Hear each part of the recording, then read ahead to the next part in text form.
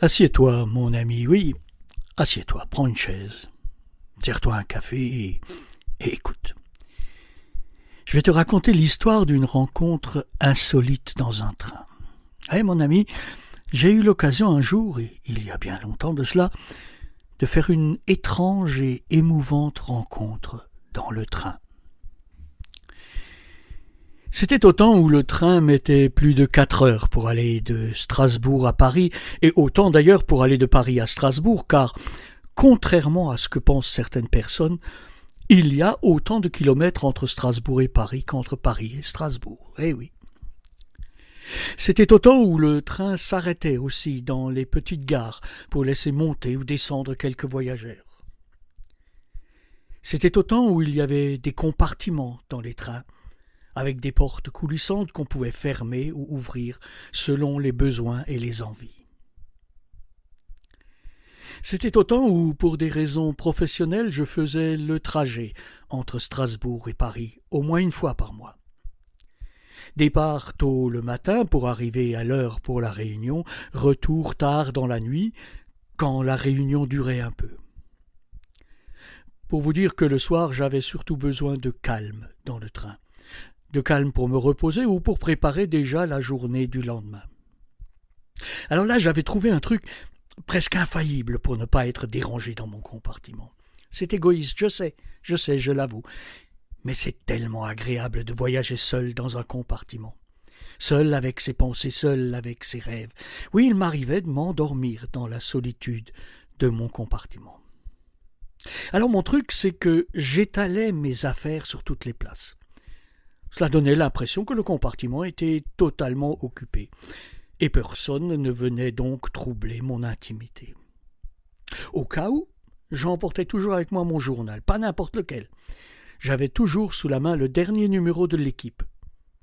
D'abord parce que j'aimais bien le sport, et surtout parce que c'était le journal le plus grand. Quand on l'ouvrait, on avait largement de la place pour se cacher derrière et pour s'isoler du reste du monde. C'est donc ainsi que je voyageais entre Paris et Strasbourg, et c'est ainsi que je voyageais ce soir-là. C'était un soir de printemps, la journée avait été douce, lumineuse, et j'étais de bonne humeur, du moins au début de mon voyage. Comme d'habitude, j'avais occupé toutes les places dans le compartiment, j'avais acheté mon journal, et je m'étais installé près de la fenêtre, toujours dans le sens de la marche. Plusieurs personnes avaient fait coulisser la porte, mais en constatant que toutes les places étaient prises, elles refermaient discrètement la porte et allaient voir plus loin. L'horloge du quai indiquait qu'il allait être l'heure. Dans quelques secondes, le train allait s'ébranler. Début du voyage. C'est à ce moment-là que la porte s'est ouverte, sans douceur, brusquement, violemment. C'est à ce moment-là qu'il est entré. Alors je l'ai dévisagé d'une manière persistante, juste pour le décourager. Mais il n'a même pas jeté un regard vers moi. Tout juste un faible et timide « Bonsoir, monsieur ».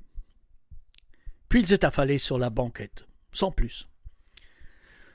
J'étais pour ma part un peu inquiet. Ses cheveux étaient sales et devaient, depuis bien longtemps, ne plus savoir ce qu'était un peigne. Son pull était crasseux, taché, même déchiré par endroits. Son pantalon, cela devait être un jeans, son pantalon était certainement en mesure de tenir debout tout seul, tellement il était poisseux, sale et gras. Ses chaussures de sport, des baskets, bâillaient et laissaient aux orteils l'entière liberté pour explorer l'espace environnant. Il portait un petit pochon en plastique, certainement ses quelques maigres affaires. Et puis il sentait mauvais, très mauvais. Cette odeur caractéristique des gens qui n'ont plus un savon entre les mains depuis des semaines. Encore un café, l'ami ? Allez, viens, prends ton temps, écoute. Écoute le bruit caractéristique du train sur les voies.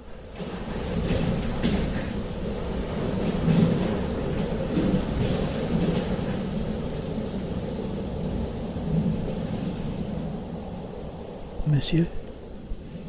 S'il vous plaît, monsieur ? Il avait osé m'adresser la parole. C'est sûr, il allait me demander de l'argent. Les gars comme lui, on les rencontre dans le métro, dans le RER. Parfois, ils chantent. Ils ont toujours une histoire émouvante à raconter. « Monsieur, s'il vous plaît. Monsieur. » Je me suis réfugié dans mon journal. J'ai repassé les résultats de la Ligue Magnus de hockey pour la seconde fois. J'ai fait semblant de ne pas l'entendre. « Monsieur. S'il vous plaît, monsieur. » J'ai fait le sourd. Je sais faire le sourd. J'ai travaillé avec eux pendant de longues années. Je sais comment m'isoler dans le silence et faire semblant de ne pas entendre. Mais le bonhomme était tenace et patient. « Monsieur, s'il vous plaît. Monsieur. » J'ai baissé lentement mon journal, je pourrais dire j'ai baissé la garde. « C'est pourquoi, lui ai-je lancé d'un ton sans empathie, avec même une certaine violence dans la voix, « Monsieur, s'il vous plaît, j'aimerais vous demander un petit service. » Ça y est, il va me demander des sous ou encore autre chose. Je ne sais quoi, mais j'avais baissé la garde. J'étais bien obligé de l'écouter. « Allez-y, je vous écoute. » J'ai replié mon journal. Alors il m'a raconté son histoire. Il était né dans une petite ville, justement sur la ligne entre Paris et Strasbourg. Son père était le notaire de la petite bourgade, un homme droit et intègre. Sa mère était engagée dans le travail de la paroisse. Il avait un grand frère qui faisait son droit, pour reprendre l'étude de son père. Lui, il était artiste, il était musicien. Il avait installé un petit local dans la cave de la maison familiale, au bord de la voie ferrée à quelques pas de la gare. Et avec des amis, il y jouait de la guitare. Mais il n'y a pas d'avenir pour un guitariste dans une petite ville de province. Il avait envie de monter à Paris, de rencontrer d'autres musiciens, de composer. Il avait envie de voir son nom au haut de l'affiche, à l'Olympia ou ailleurs. Il rêvait de succès. Alors il s'en est ouvert à son père et à sa mère. C'est pas qu'ils étaient d'accord, mais ils désiraient avant tout le bonheur de leur fils. Alors le père a cédé quelques actions, vendu un terrain ou deux, et ils avaient donné à leur fils une somme bien rondelette pour réussir dans la capitale. Non sans l'avoir prévenu que Paris était certainement une belle ville, mais aussi une ville de tous les dangers.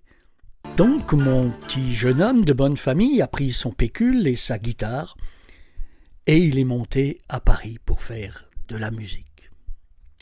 Au début, tout allait bien. Quand on a de l'argent, tout va toujours très bien. Il y avait des amis à l'appel. Il passait ses journées et ses soirées à faire de la musique, quelques contrats minables, mais pour l'instant cela suffisait à son bonheur. Un beau jour cependant, la bourse s'est vidée de son dernier sou. Les amis s'en sont allés. Il n'y a plus de contrat, plus de quoi manger, pas même de quoi se payer un toit ou un lit. Puis la descente aux enfers, la vie sous les ponts, les mauvaises fréquentations, l'alcool pour se réchauffer les soirs, la drogue pour oublier la déchéance, les larcins pour trouver l'argent pour acheter l'alcool et la drogue. Et par-dessus tout ça, la honte. Une honte abyssale. La honte d'avoir échoué, la honte d'avoir déçu ses parents. Et parfois, l'envie d'en finir avec tout cela. C'est là que j'ai besoin de vous, monsieur. Je ne comprenais pas très bien, mais il a continué l'histoire de sa vie. Il m'a expliqué qu'il venait de lancer un appel au secours. Il avait jeté une bouteille à la mer, comme un naufragé. J'ai écrit une lettre à mes parents. Je leur ai expliqué ma vie comme je viens de vous le faire. Je leur ai demandé pardon. Et je leur ai écrit tout simplement que je rentrais à la maison. Mais comment vont-ils m'accueillir? S'ils étaient d'accord de m'accueillir à nouveau, leur ai-je écrit, s'ils voulaient encore de moi comme leur fils, qu'ils accrochent un drap blanc à la fenêtre de ma chambre, celle qui donne sur la voie. S'ils ne veulent pas que je revienne, et je pourrais le comprendre, je poursuivrai ma route. Les eaux du Rhin sont aussi tentantes que celles de la Seine. Il s'est tu un long moment, moi aussi. Je dois avouer que j'avais oublié mon journal depuis un certain temps, j'étais ému aux larmes en entendant l'histoire du jeune homme, et mes pensées étaient chez moi, à la maison, auprès de mon bonhomme à moi, qui devait à peu près avoir le même âge. Peut-être les mêmes rêves. Monsieur, s'il vous plaît, monsieur, c'est là que j'aimerais vous demander un petit service. Lorsque le train passera devant la maison dans quelques instants, pouvez-vous regarder pour moi vers la belle maison en briques rouges au bord de la voie?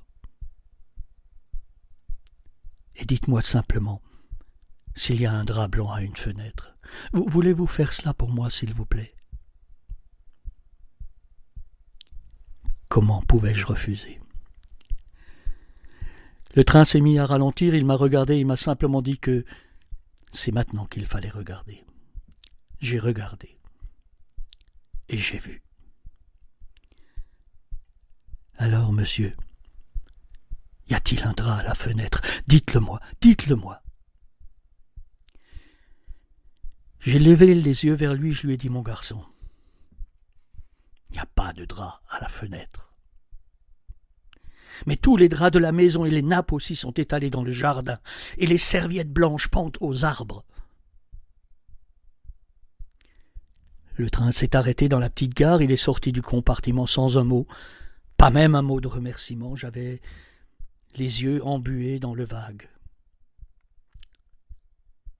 Mais quand le train s'est ébranlé, j'ai vu sur le quai un père et une mère qui serraient très fort dans leurs bras un garçon, ce fils qui était parti et qui est revenu.